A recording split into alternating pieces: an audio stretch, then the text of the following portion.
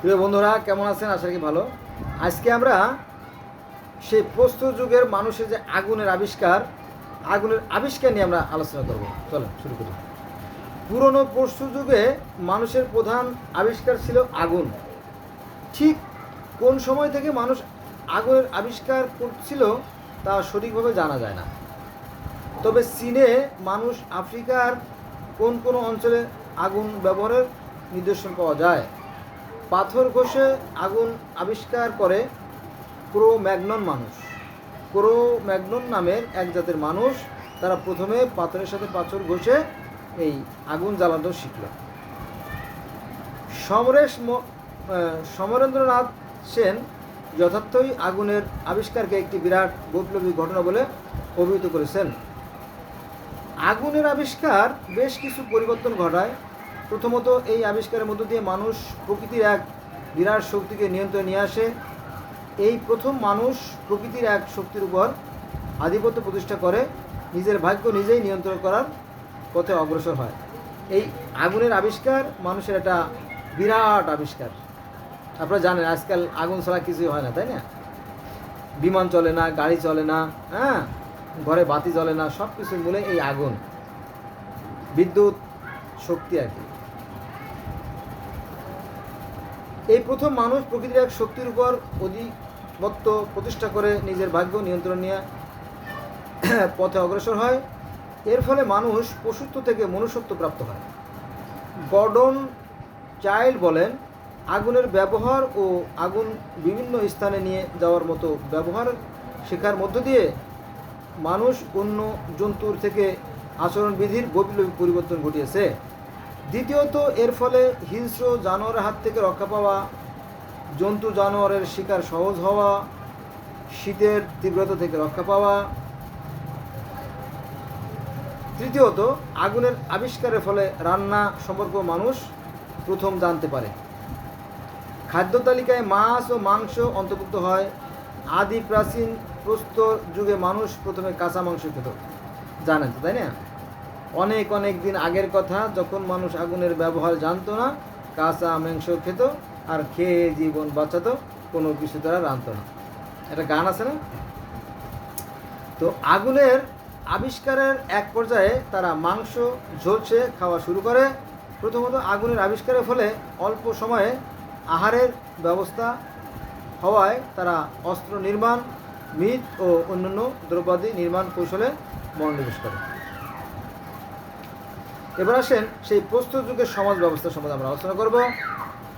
বাঁচার তাগিদে পুরনো প্রস্তর যুগের মানুষ দলবদ্ধ হয়ে বসবাস করত ও শিকার করত। এটা মানুষের প্রয়োজনে মানুষ একসাথে বসবাস করতে শুরু করে। তো মর্গানের মতে মানুষ জোট বেঁধেছে জাতি সম্পর্কের ভিত্তিতে।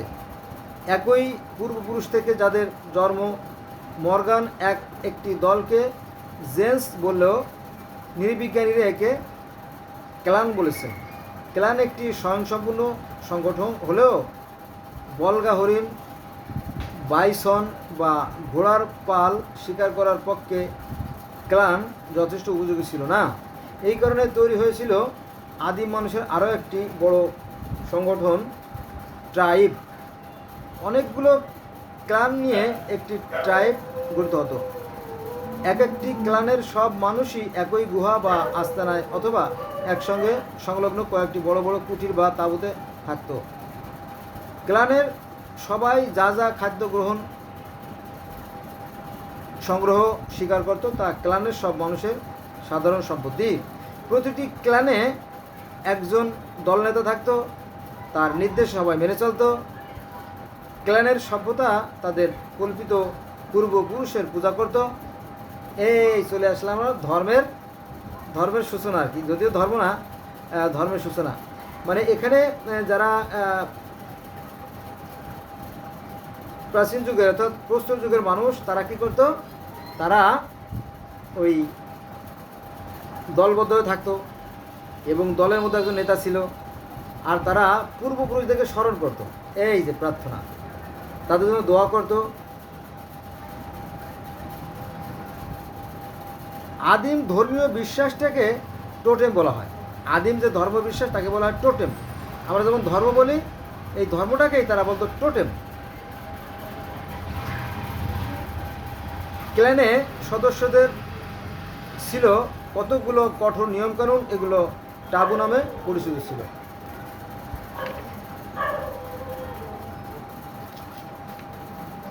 এবার আমরা প্রস্তর যুগের ধর্মবিশ্বাস নিয়ে আলোচনা করি। প্রস্তর যুগের ধর্মবিশ্বাস সেই 10 লক্ষ বছর বা 25 লক্ষ বছর যাই বলেন,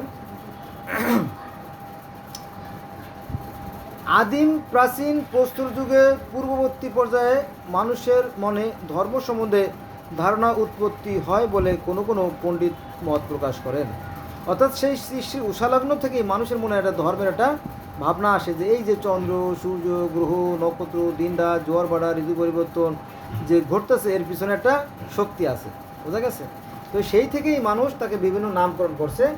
তো এই ধর্মের আগে যে ধর্ম, সেই ধর্মকে বলা হয় টোটেম বা ট্যাবুও বলা হয়। যদিও বর্তমানে ধর্ম বলতে যা বোঝায় সে ধরনের ধর্মের উদ্ভব আরও পরে হয়েছে। ক্রো ম্যাগনন মানুষ এক অদৃশ্য শক্তিতে বিশ্বাস করত। তাহলে তো একই কথা, তাই না? তো যেটা আমি বললাম যে ক্রো ম্যাগনন মানুষ, আবার শুনে যেহেতু একটা সিরিয়াস ব্যাপারে আমরা চলে আসছি, তো এই ক্রো ম্যাগনন মানুষ এক অদৃশ্য শক্তিতে বিশ্বাস করত। আমরাও তো সেই অদৃশ্য শক্তিকে বিশ্বাস করি, তবে তাকে আমরা বিভিন্ন ধরনের নামকরণ করছি, তাই না? এটাই। আচ্ছা, তারা অলৌকিক শক্তি, জাদুতে বিশ্বাসী ছিল। পুরনো প্রস্তর যুগের প্রায় প্রথম দিকে মৃত্যুকে কবর দেওয়ার প্রথা প্রচলিত ছিল। প্রায় 10 লক্ষ বছর আগের কথা, কিন্তু বিশাল ব্যাপার, তাই না? পুরনো প্রস্তর যুগের প্রায় প্রথম দিকে মৃত্যুকে কবর দেওয়ার প্রথা প্রচলিত ছিল। মৃত্যুর অন্ত্যেষ্টিক্রিয়া সহ যত্ন সহকারে পালন করা হতো। ফ্রান্সে নিয়ান্ডারথাল মানুষের 1 ডজনের অধিক কবরের সন্ধান পাওয়া গেছে। তখন দেহ সংরক্ষণের চেষ্টা করা হতো, মানে তখনও, মানে সেই যুগে ও মানুষ এই মানুষের এই দেহকে অমর করে রাখার জন্য তারা চেষ্টা করত।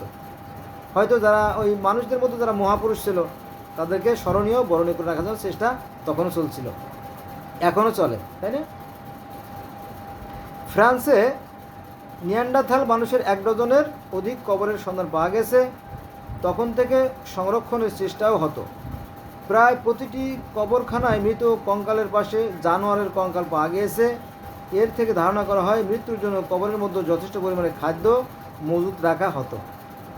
হ্যাঁ, একথা আমরা জানি, আমরা শুনছি যে মানুষ মারা গেলে তার মধ্যে কিছু নির্দিষ্ট পরিমাণ খাবার দিয়ে তাকে সমাধিত করা হতো। এখন আমরা সেই খাবারগুলোর কবরে দেই না, আমরা নিজেরাই খেয়ে ফেলি, তাই না? মানুষ মারা গেলে আমরা কি করি? ওই যে খাওয়াই, কাটুরে খাওয়াই।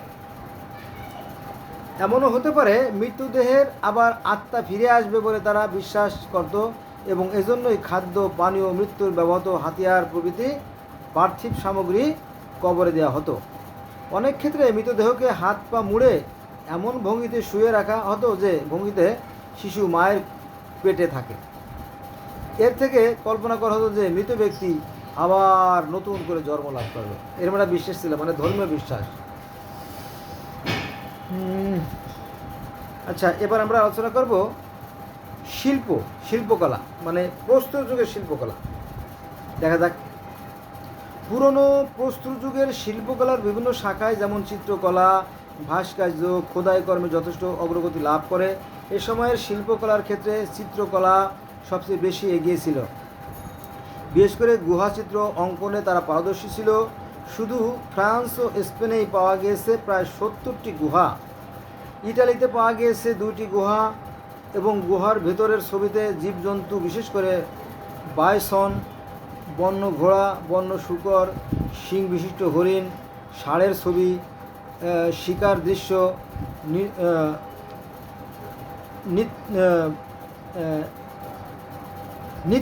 নিত্যরত মানুষ ইত্যাদি স্থান পেয়েছে।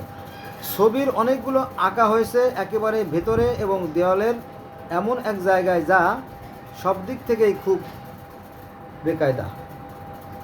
ছবির অবস্থান দেখে বোঝা যায় ছবি আঁকার জন্য শিল্পীকে হয় চিত হয়ে শুয়ে থাকতে হয়েছে, কিংবা অন্য কারো কাঁধের উপর চেপে বসতে হয়েছে।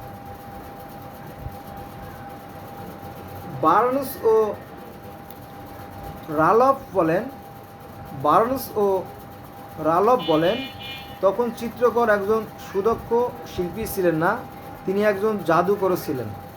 মূলত জাদুবিদ্যার প্রভাব বাড়ানোর জন্য প্রাগৈতিহাসিক চিত্রশিল্পীরা স্বেচ্ছায় দুর্গম, বিপদসংকুল ও বসবাসের অযোগ্য গুহার ভেতর থেকে বেছে নিত এবং সেখানে বসে বসে ছবি আঁকত। তারা মনে করত এরূপ অসুবিধা সত্ত্বেও জীবন্ত চিত্রাঙ্কন সম্ভব হবে, তবে শত অনিশ্চয়তা সত্ত্বেও হয়তো সে শিকার সফল হবে।